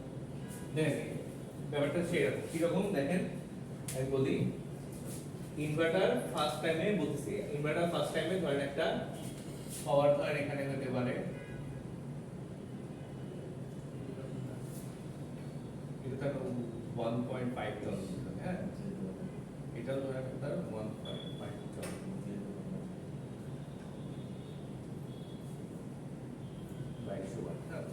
তো দেখেন নন ইনভার্টার কি করবে? একটা স্টেজ পর্যন্ত মানে প্রথমের দিকে এই কিন্তু আপনার ফুল পাওয়ার কনজিউম করবে, ধরতে পারে এটা 1800 ওয়াট পর্যন্ত। তারপর যখন আস্তে আস্তে রুম যখন ঠান্ডা হওয়া শুরু করবে, তখন সে একটা লেভেলে এসে সেট হবে। সেট হওয়ার পর আবার যদি দেখে যে কোনো ডিস্টারবেন্স বা এরর ক্রিয়েট হয়েছে, রুমের টেম্পারেচার বেড়ে গেছে কোনো কারণে, তখন সে কি করবে? আবার বেশি পাওয়ার কনজিউম করবে, বেশি হচ্ছে কুলেন্ট ফ্লো করবে। করার পরে আবার সে সেটেল হবে। এটা কিন্তু দেখা যায় দেখেন একটা লেভেলে চলে আসছে। আপনি হয়তো বা এটা কিন্তু আপনি যে এই ডিসটেন্সটা দেখেন, এটা কিন্তু কখনোই জিরোর কাছাকাছি না। এটা কিন্তু ডিসটেন্সটা কিন্তু ইনভার্টারে আছে। কারণ একটা পাওয়ার সে সবসময় কনজিউম করে যাচ্ছে। আর নন ইনভার্টারে দেখেন, নন ইনভার্টার কি করবে? 22 ডিগ্রি সেলসিয়াস আপনার হচ্ছে নেবে, নেওয়ার পর দেখবেন কিছুক্ষণের জন্য সে অফ হয়ে যাবে। অফ হওয়ার সময় কি হবে? কম্প্রেসর পার্টটা কোনো প্রকার পাওয়ার কনজিউম করবে না, কারণ ওইটা আপনার ইনডোর থেকেই অফ করে দেবে, একদম পাওয়ার কাট করে দেবে। দেখবেন যে ওইটার আপনার যে ওই কি বলে পাখা আছে বাইরে, যে আপনার হচ্ছে এক্সস্ট আছে, এক্সস্টের পাখা সব বন্ধ হয়ে গেছে, হ্যাঁ।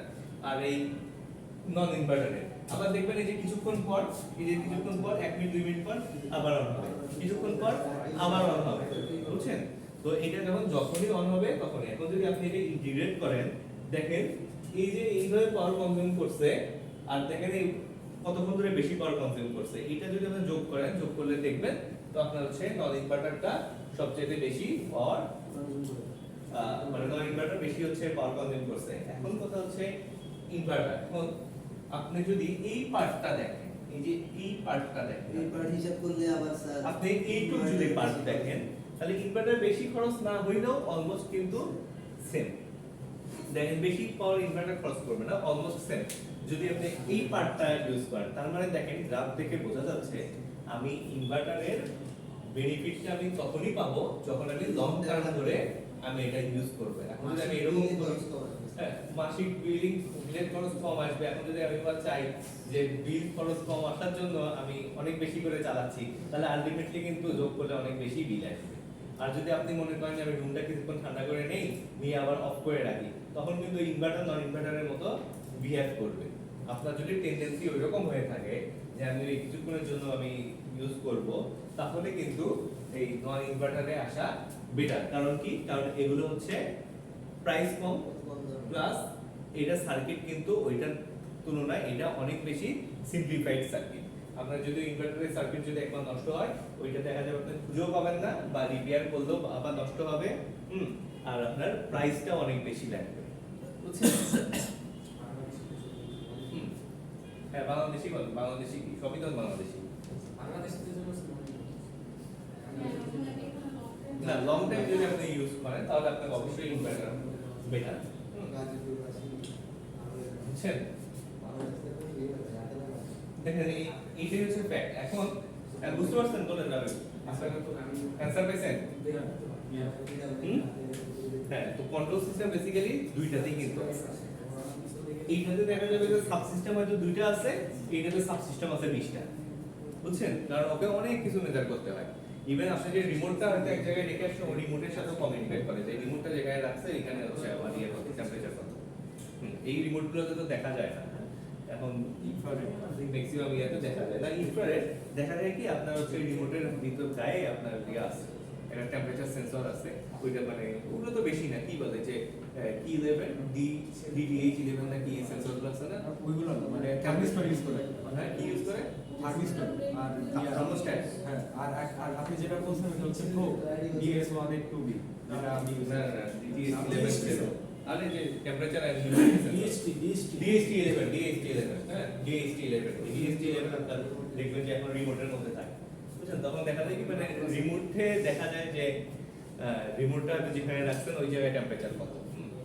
এখন আপনার যে কিছু ওই যে থার্মিস্টরটা সরাসরি মেজার করতে পারে না, জাস্ট থার্মোস্ট্যাট হচ্ছে বেসিক্যালি মেকানিক্যাল ইকুইপমেন্ট। হ্যাঁ, বুঝছেন? Thermostat switch. হ্যাঁ, সুইচ, রিলে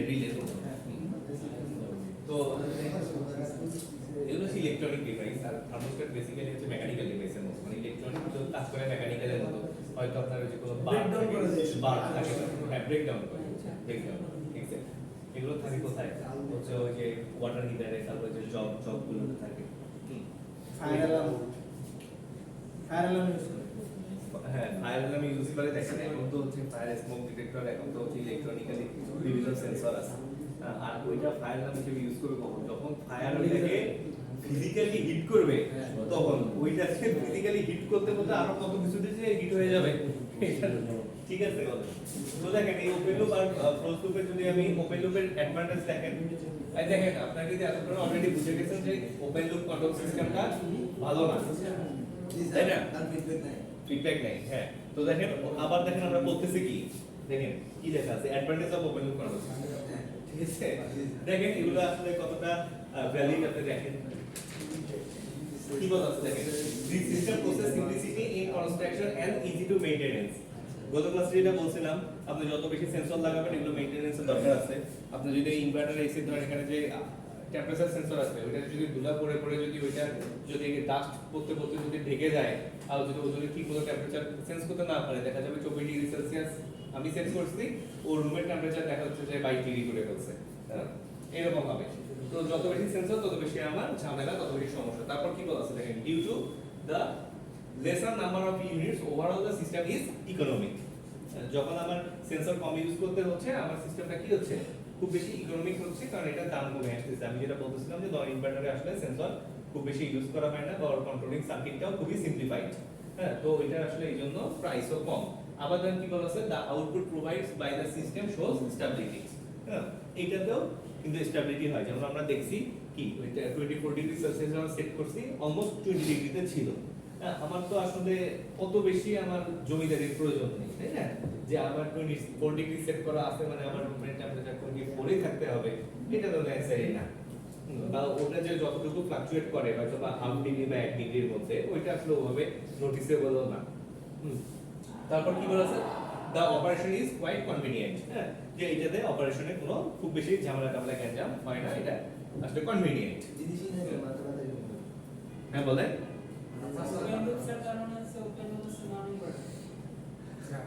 না, দুইটাই ক্লোজ, দুইটাই ক্লোজ। আচ্ছা আমরা অ্যাপ্লিকেশন দেখি না।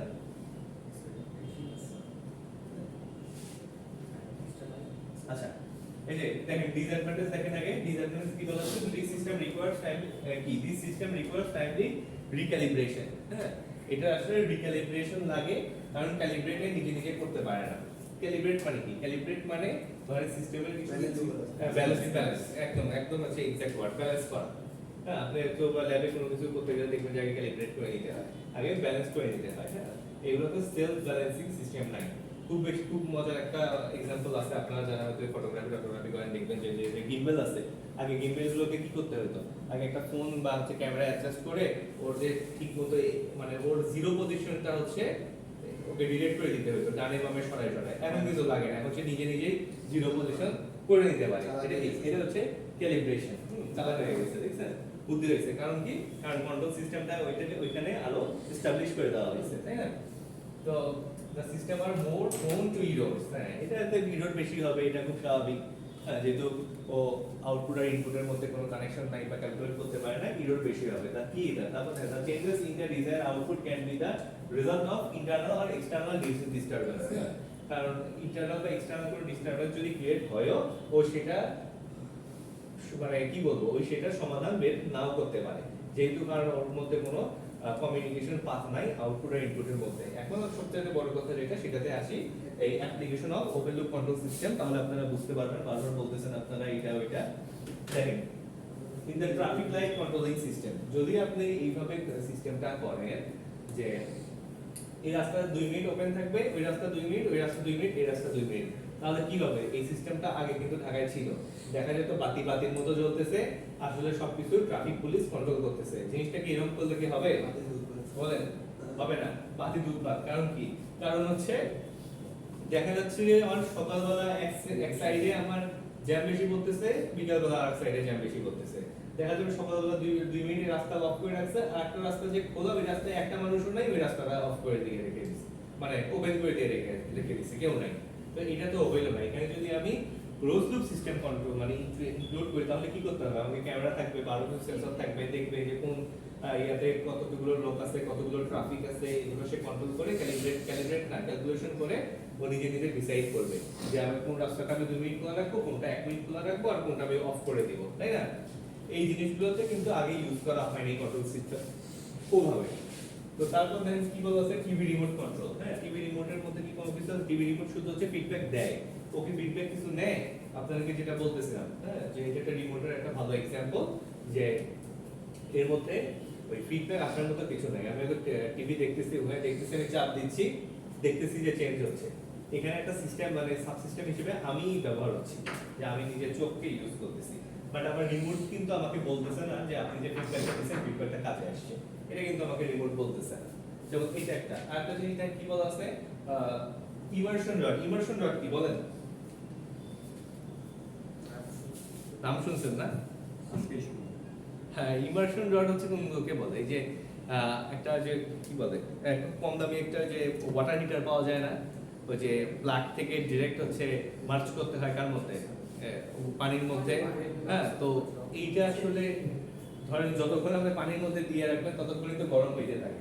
ওইটা তো সেট করা যায় না যে আমার পানির টেম্পারেচার যদি 80 ডিগ্রি সেলসিয়াস হয় তখন তুমি অফ হয়ে যাবা, এরকম কোনো কিছু কিন্তু এটাতে নাই। হ্যাঁ, এটা একটা ওপেন লুপ কন্ট্রোল সিস্টেমের ফিডব্যাক। যদি ক্লোজ লুপ হইতো তাহলে সে কি করতো, তাহলে সে ওর যে সুইচটা আছে, ধরেন যেটা অন অফ করা যে সুইচটা আছে, এই সুইচের সাথে একটা সেন্সর থাকতো, যে সেন্সরটা কি করতো, পানির টেম্পারেচারটা মেজার করতো। পানির টেম্পারেচার যখন 80 হইতো তখন সে সুইচটাকে কি করতো, ব্রেক করতো। হ্যাঁ, এটা হচ্ছে একটা ক্লোজ লুপের एग्जांपल। এই জিনিসটা যেহেতু ইমারশন রডে নাই, ওই জন্য এটা কি, এটা হচ্ছে একটা ওপেন লুপ ক্লোজ সিস্টেমের এক্সাম্পল, খুব সুন্দর একটা এক্সাম্পল। তারপর দেখেন রুম মিটার, রুম মিটার কি, রুম মিটারে কি করা যায়, রুম মিটারে কিন্তু ওইরকম একটা টেম্পারেচার সেট করে দিয়ে রাখছেন, ওইটাতে কিন্তু বাতাস কিন্তু দিচ্ছে, কিন্তু ওই রুমের টেম্পারেচার কত হচ্ছে না হচ্ছে এটা কিন্তু সে মেজার করে না। এটা হচ্ছে ইন জেনারেল রুম মিটারের কথা বলা হচ্ছে। আবার যেসব এয়ার কন্ডিশনে হচ্ছে আপনার হিটিং ক্যাপাবিলিটি আছে, এইগুলোতে কিন্তু আবার ওই সেন্সর আছে, টেম্পারেচার সেন্সর আছে, ক্লোজ লুপ হয়ে গেল। তখন ওটা কিন্তু ক্লোজ লুপ হয়ে গেল। হ্যাঁ, ওপেন লুপ। তারপর কি, automatic door opening and closing system etcetera. Automatic door opening and closing system, এগুলোতে কিছু আছে, ডোর খুললে হয়তো বা কলিং বেল বাজে, ডোর ক্লোজ করলেও মানে ওপেন ক্লোজ করার সময় একটা করে বেল বাজে। তো এখানে আসলে কন্ট্রোল সিস্টেম ক্লোজ লুপের কিন্তু প্রয়োজনও নেই। কখন প্রয়োজন নেই, যদি এরকম হতো যে আপনি এরকম কিছু হচ্ছে ডিটেক্ট করতে যাচ্ছেন যে আপনার তো পেট আছে, হয়তো বা বিড়াল আছে বা কুকুর আছে, আপনি তো চাচ্ছেন যে মানুষ ঢুকলে শুধু বেলটা দেবে, আর ওই কুকুর বিড়াল ঢুকলে বেল দেবে না। হ্যাঁ।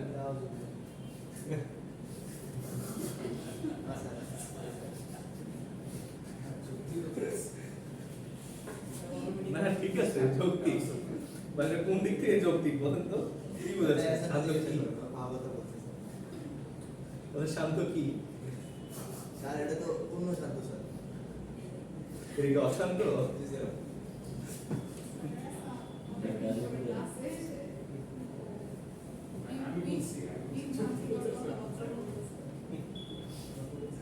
আচ্ছা ঠিক আছে, এখন যদি আপনি ওইরকম কিছু ডিভাইস সেট করেন যে মানুষ চিনে, যে মানুষ আসলে শুধু হচ্ছে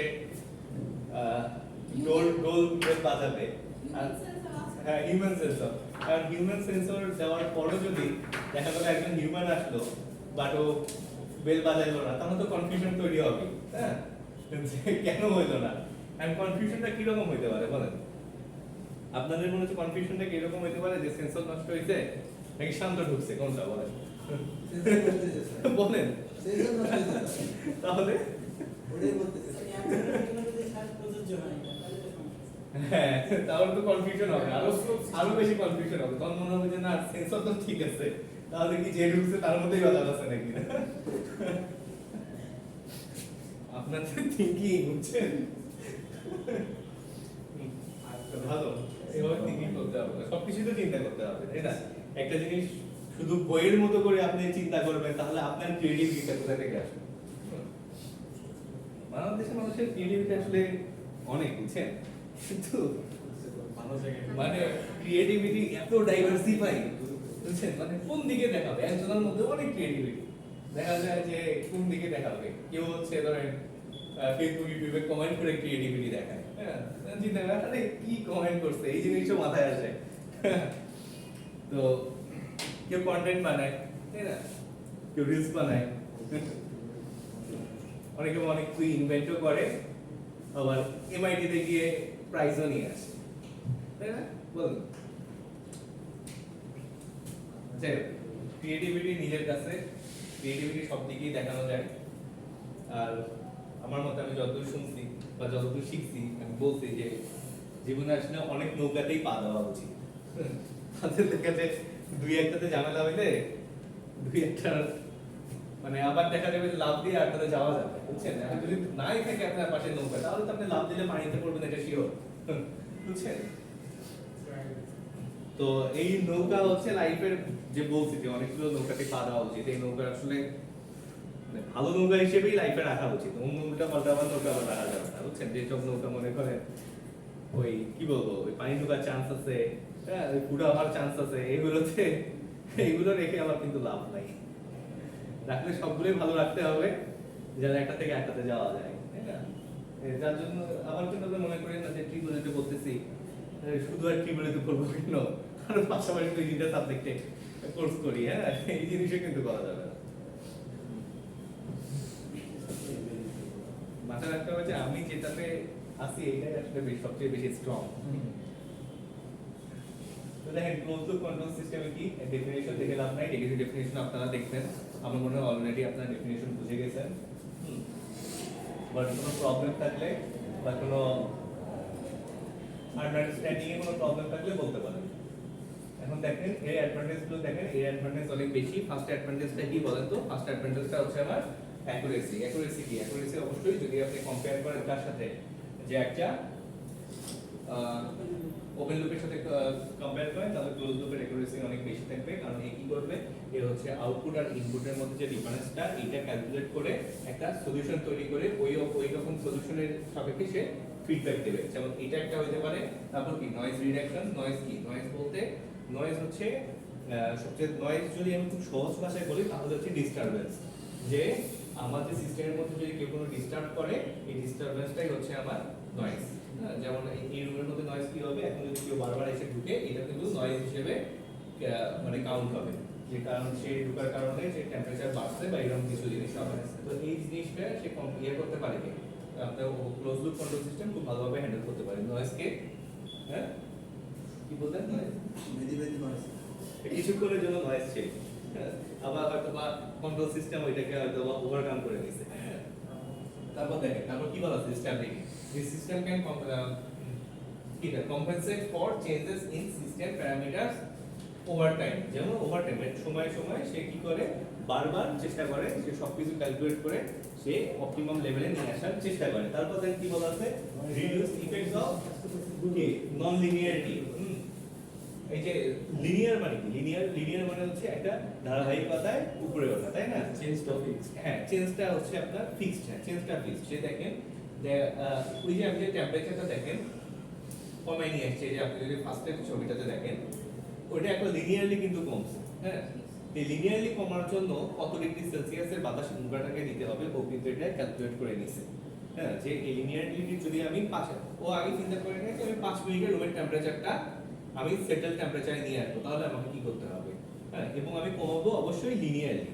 হ্যাঁ, এই জিনিসগুলো সে ক্যালকুলেট করে নিয়ে কিন্তু করে, যার জন্য দেখবেন যে কন্ট্রোল সিস্টেমে যেগুলোতে ইফেক্ট সবচেয়ে ভালো কন্ট্রোল সিস্টেম বা অনেক বেশি সেন্সর ইউজ করে ক্যালকুলেট করা হয়েছে, এগুলো লিনিয়ারিটি মেইনটেইন করে, সবচেয়ে লিনিয়ারিটি মেইনটেইন করে। যেমন টেসলার গাড়ি, আপনি যদি ওই এক্সিলারেটরে পা দিয়ে চাপ দিয়ে দেন, ও কিন্তু সবসময় এই লিনিয়ারিটি মেইনটেইন করে, যে লিনিয়ারলি আপনার স্পিডটা উঠবে, যার জন্য কিন্তু ব্রেকিং বলেন বা স্টার্টিং বলেন আদার্স যে কারগুলো আছে এগুলোর থেকে কম হচ্ছে স্টার্টিং এর শেকিনেসটা হয়। তারপর হচ্ছে ওই যে একটা যে ইনারশিয়া যেটা ধাক্কা বা ইয়া যে অনুভব করে, এই ফিলগুলো কিন্তু অনেক কম হয়, বুঝছেন? কারণ ওর লিনিয়ারিটি মেইনটেইন করে। আপনি দেখেন এই যে আমরা যে বাসে ইয়া করে স্টার্ট করলেই দেখা যায় যে পিছনের দিকে হেলে যাচ্ছে, অথচ মেট্রো রেল কয়েক সেকেন্ডের মধ্যে 90-93 কিলোমিটার স্পিডে সে রান করতে পারে। কতটুকু একটা স্টেশন থেকে একটা স্টেশন কতটুকু, এর মধ্যে সে 93 পর্যন্ত রান করতে পারে, কারণ কি ওর স্পিড লিনিয়ার, মানে যে স্টার্ট হয় লিনিয়ারলি সে হচ্ছে ইয়ে পর্যন্ত যায়, 93 পর্যন্ত যায়, 93। তারপর কি ইমপ্রুভ ব্যান্ডউইথ। তো ব্যান্ডউইথ বলতে কি, ইমপ্রুভ ব্যান্ডউইথ মানে কি? ব্যান্ডউইথটা কি? এটা হচ্ছে কমিউনিকেশনের একটা ফ্যাক্ট।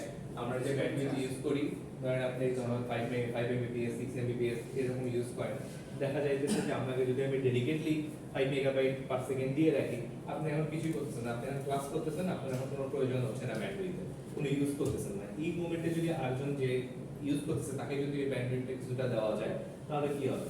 তাহলে সে একটু বেনিফিট পাবে।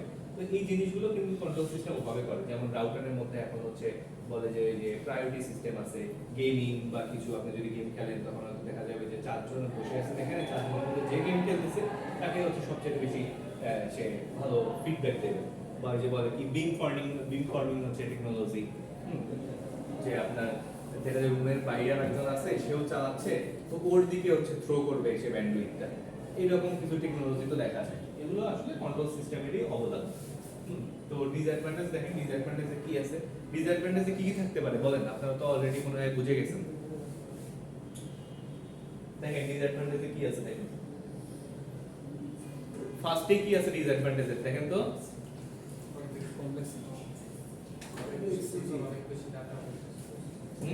বলেন। কমপ্লেক্স তো হবে, যেহেতু জিনিসপাতি বেশি। হ্যাঁ, জিনিসপাতি বেশি, এক্সাক্ট। হ্যাঁ, এই জন্য কমপ্লেক্স। তারপরে স্টেবিলিটি ইস্যু।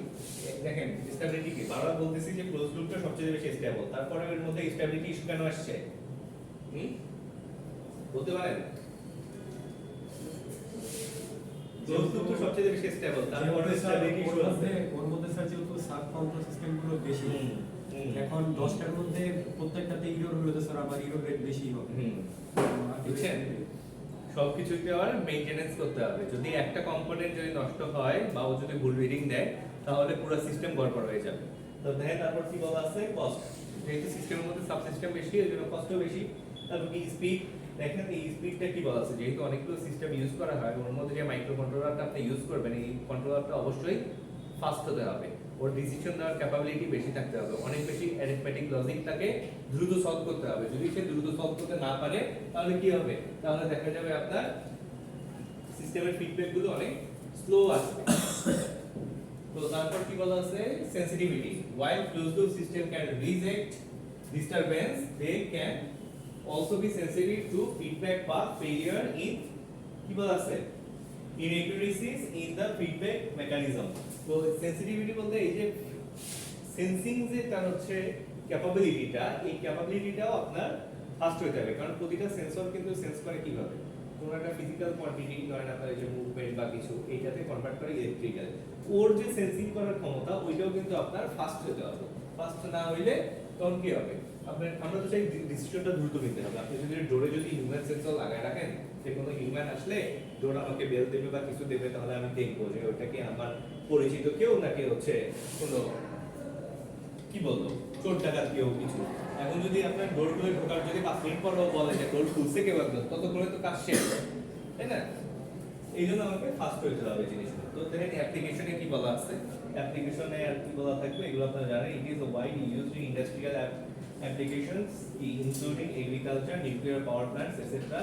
নিউক্লিয়ার পাওয়ার প্ল্যান্টে তো ইউজ করা হয়, এখানে যে ফিশন রিঅ্যাকশন হয় সেই রিঅ্যাকশন কন্ট্রোল করে কে, কন্ট্রোল সিস্টেম দিয়ে ক্যাডমিয়াম রড দিয়ে করা হয়। এটা কিন্তু মাথায় রাখবেন, ওর মধ্যে ক্যাডমিয়ামের রড দেওয়া থাকে। ক্যাডমিয়াম কি করে, ক্যাডমিয়াম হচ্ছে ওখানে ইউজ করা হয় ইউরেনিয়াম, তাই না? ওই ইউরেনিয়াম কিন্তু অ্যাবজর্ব করতে পারে, বুঝছেন? এই ইউরেনিয়াম রড দিয়ে আপনার পাওয়ার প্ল্যান্টের কি বলে ওই ফিশন রিঅ্যাকশন কন্ট্রোল করা হয় ক্যাডমিয়াম রড দিয়ে।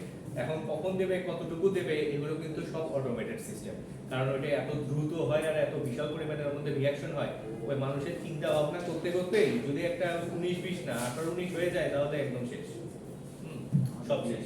So দেখেন এই যে AC doesn't stay on continuously, it will switch from on to off and off to on to maintain different temperature that helps to save power by closed loop system। দেখেন এই কথাটার মানে কি, এই কথাটা যেটা আমি বলছি এটা কোন কোন AC তে হয়, ইনভার্টার নাকি নন ইনভার্টার? না দুইটাই না, বলেন কোনটাতে হয়? টু সেভ পাওয়ার তাহলে তো নট ইনভার্টিং স্যার। না টু সেভ পাওয়ার না, আপনি ধরেন এটা টু সেভ পাওয়ার লিখছে, বাট অন অফ কোনটাতে পায়? আপনার অন অফ হচ্ছে নন ইনভার্টারে পায়। হ্যাঁ, এটা নন ইনভার্টারের কথাই লিখছে, নন ইনভার্টারের কথাই লিখছে, কারণ ওইটা হচ্ছে একটা বেসিক এসি। আর ইনভার্টার বলেন ইয়া বলেন এগুলো তো হচ্ছে ফার্দার আসছে। আর এই বইগুলো তো আজকে লেখা না, আমি তো বলছি এটা আপনি আমার লেখা না, এটা আমি বিভিন্ন বই থেকে বিভিন্ন আর্টিকেল থেকে কপি করে নিয়ে এসে বসাইছি। এটা কিন্তু আপনার বইগুলো আগে যার জন্য এটা লেখা আছে, এর লেখা নেই। আমরা চেষ্টা করব আপনাদের হচ্ছে এই ক্লাসে যেগুলো পড়বো, পড়াশোনার ব্যাপার তো আলাদা, পড়াশোনাটা হচ্ছে আপনাদেরকে জানতে হবে, অ্যারিথমেটিক লজিক সলভ করতে হবে। মানে এটা তো আসলে ইন্টারন্যাশনাল কোর্স, এটা তো আপনাদের ইউনিভার্সিটি অফ স্কলার্সের কোর্স না। এই কোর্সটা যদি আপনারা বাইরে যান, বাইরে যে যখন বলবেন আমি কন্ট্রোল সিস্টেম এই কোর্সের একটা কোর্স করে আসছি, তখন ওরা আপনাকে চিনতে পারবে যে আপনি আসলে কি কি পড়ছেন। তো ওরা যা পড়ে আমাদেরকেও তাই পড়তে হবে, তাই না? আর এর সাথে আমাদের যে রিসেন্ট যে টেকনিকস গুলো বা রিসেন্ট যে ইউজ হয়ে আসতেছে মডার্ন ওয়ার্ল্ডে, এই জিনিসগুলো সম্পর্কেও কিন্তু আমাদেরকে জানতে হবে। তো আমি বেসিক্যালি সবসময় দেখা যায় যে ট্রেন্ডিং বলে যেগুলো চালাই, যে হচ্ছে আমাদের মডার্ন ট্রেন্ডস গুলো কি, এখন কিভাবে হচ্ছে আমাদের চলে আসতেছে, যে পাওয়ার প্ল্যান্ট কিভাবে চলতেছে, পাওয়ার জেনারেশনে কি কি নতুন নতুন ইয়ে চলতেছে। তো ওই রকম আমরা কন্ট্রোল সিস্টেমের ইয়েগুলো দেখবো, তবে আমরা এটা ল্যাবে দেখার চেষ্টা করবো বেশি, বুঝছেন? যে নতুন নতুন জিনিসগুলো কিভাবে চলতেছে বা কিভাবে রান করতেছে, বা আমাদের রকেট সায়েন্সটা কি, বা রকেট সায়েন্সে আমাদের কন্ট্রোল সিস্টেমের ইফেক্টটা কি রকম, এগুলো আমরা দেখবো। হ্যাঁ, তারপর কি বলা আছে দেখেন, automatic electric iron can be controlled automatically by the heating elements temperature in the iron. Basically আয়রনে কি ইউজ করা হয়, মেহেদি যেটা বলতেছিলেন, ইউজ করা হয় হচ্ছে থার্মোস্ট্যাট। হ্যাঁ, ওইটা থার্মোস্ট্যাট দেখবেন যে একটা যে স্টিলের মতো একটা মেকানিক্যাল একটা সাউন্ড কিন্তু হয়, কিট করে টুক করে একটা সাউন্ড হয়, সাউন্ড হয়ে সে অফ হয়ে যায়, আবার সে অন হয়।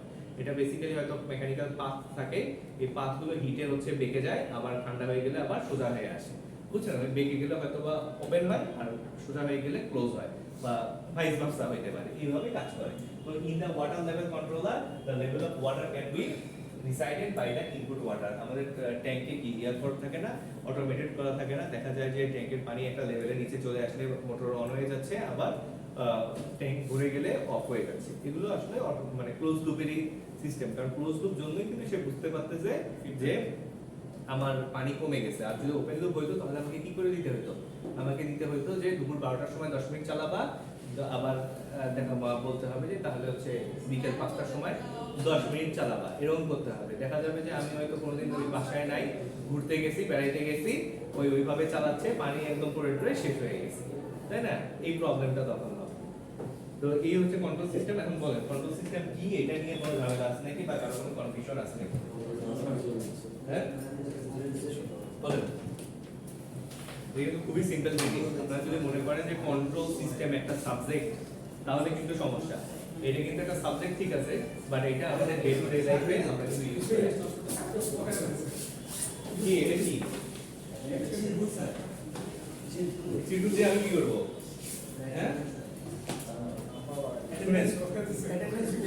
সবচেয়ে ভালো হয় ধরেন আপনারা যেদিন সবচেয়ে কম থাকবেন সেই দিনই হচ্ছে অ্যাটেন্ডেন্স 2-3টা নিয়ে ওইটাকে 100-এ কনভার্ট করে দেওয়া, 100%-এ কনভার্ট করে দেওয়া, তাই না? এটা সবচেয়ে ভালো হয় না? ধরেন যেদিন একটু বৃষ্টি থাকবে, ওয়েদার খারাপ থাকবে, বাইরে কয়েকদিন পর শীত আসবে, একটু ঠান্ডা বেশি থাকবে, সেদিন নিতে হবে। আমারও তো ইচ্ছা করে একটু থাকি বাসায়, তো আমি কষ্ট করে আসবো, আপনারা আসবেন না, তাহলে তো কেমন লাগে না? এই কি দেখেন কি বার্তা দিচ্ছেন নাকি? বাদ দিচ্ছেন নাকি? না না সবাইটা আছে আপনি কাউন্ট করেন কাউন্ট তো করতে ইচ্ছা করে না অন্য কারণে। দেখা যাবে যে ধরা খাইলে দেখা যাবে যে আমারও ক্লাস আছে। দেখি কয়জন আছেন? ও তাহলে আপনারা তো বেশি ভালো মানুষ না, আপনারা চাইলে তো 2-1জন ফ্রেন্ডের নামটা ঢুকাই দিতে পারতেন। হ্যাঁ না যা তাই লিখতে ওই যে মানে বলছি একটু স্বার্থপর হবেন, হ্যাঁ